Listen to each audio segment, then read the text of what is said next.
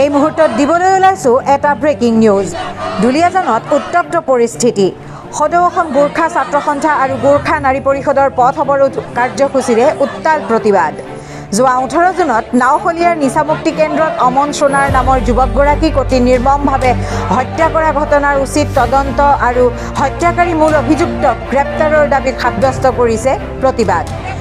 এই প্ৰতিবাদী কাৰ্যসূচীৰ ফলত দুলিয়াজান, ডিব্ৰুগড়, তিনিচুকীয়া আৰু নাহৰকটীয়া সংযোগী পথটো সম্পূৰ্ণৰূপে অচল হৈ পৰাৰ লগতে কেইবা শতাধিক লঘু আৰু গধুৰ যান-বাহন পথৰ ওপৰতেই আবদ্ধ হৈ আছে। আমি পুনৰ জনাইছোঁ এই গুৰুত্বপূৰ্ণ খবৰ। সদৌ অসম গোৰ্খা ছাত্ৰ সন্থা আৰু গোৰ্খা নাৰী পৰিষদৰ পথ অৱৰোধ কাৰ্যসূচীৰে উত্তাল প্ৰতিবাদ। যোৱা 18 জুনত নাওশলিয়াৰ নিচামুক্তি কেন্দ্ৰত অমন সোণাৰ নামৰ যুৱকগৰাকীক অতি নিৰ্মমভাৱে হত্যা কৰা ঘটনাৰ উচিত তদন্ত আৰু হত্যাকাৰী মূল অভিযুক্তক গ্ৰেপ্তাৰৰ দাবীত সাব্যস্ত কৰিছে প্ৰতিবাদ। এই প্ৰতিবাদী কাৰ্যসূচীৰ ফলত দুলিয়াজান, ডিব্ৰুগড়, তিনিচুকীয়া আৰু নাহৰকটীয়া সংযোগী পথটো সম্পূৰ্ণৰূপে অচল হৈ পৰাৰ লগতে কেইবা শতাধিক লঘু আৰু গধুৰ যান-বাহন পথৰ ওপৰতেই আবদ্ধ হৈ আছে।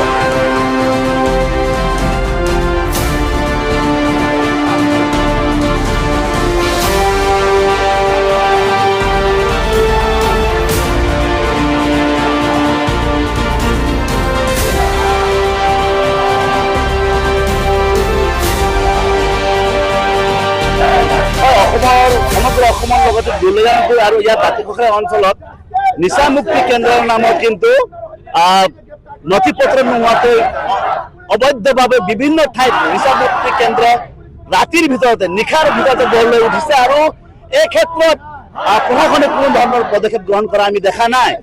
আমি প্ৰশাসনক দাবী জনাইছো, এই যিবোৰ নিচামুক্তি কেন্দ্ৰ অবৈধভাৱে গঢ় লৈ উঠিছে এইসমূহ অতি শীঘ্ৰে বন্ধ কৰিব লাগিব। কাৰণ আপোনালোকে দেখিছে সিদিনা 18 বছৰীয়া হুথাম দেহৰ আমাৰ যুৱক 18 বছৰীয়া যুৱক অমন সোণাৰক তেখেতসকলে কিন্তু চিকিৎসাৰ নামত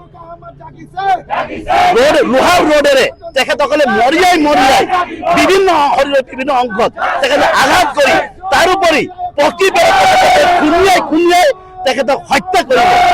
আৰু এই হত্যাৰ প্ৰতিবাদ আজি আমি সদৌ অসম গোৰ্খা ছাত্ৰ সন্থা আৰু গোৰ্খা নাৰী পৰিষদ আমি বৃহৎ প্ৰতিবাদ কৰিছো। আমাৰ প্ৰতিবাদ অব্যাহত থাকিব।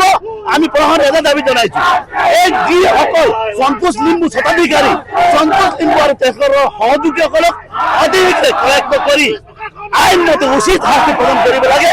তাৰোপৰি যিবোৰ অবৈধভাৱে যিবোৰ নিচামুক্তি কেন্দ্ৰ আছে এই নিচামুক্তি কেন্দ্ৰসমূহ বন্ধ কৰিব লাগিব আৰু ভুক্তভোগী পৰিয়ালক কিন্তু তেখেতসকলে ক্ষতিপূৰণৰ ব্যৱস্থা কৰিব লাগিব।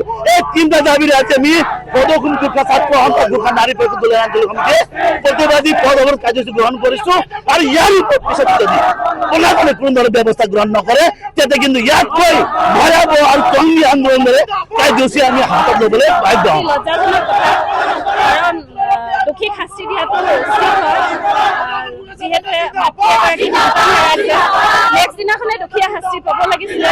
কাৰণ আমি নাভাবো যে প্ৰশাসন অকল ডিব্ৰুগড়তে আছে, বিভিন্ন ঠাইৰ প্ৰশাসনক দুখীক উলিয়াই আনিব লাগিছিলে।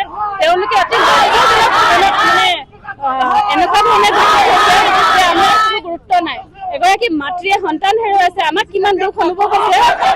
আৰু এনেধৰণৰ নিচামুক্তি কেন্দ্ৰক যাতে বন্ধ কৰে প্ৰশাসনে, তাৰ কাৰণে আমি ডিব্ৰুগড় জিলা আজি যিটো আমি প্ৰতিনিধি কাৰ্যসূচীটো যিটো ল'ব লগা হৈছে, আজি এই কাৰ্যসূচীতে 2 দিন সময় দিছো তেওঁলোকক, দুদিনৰ যাতে প্ৰশাসনে আমাক ন্যায় দিয়ে।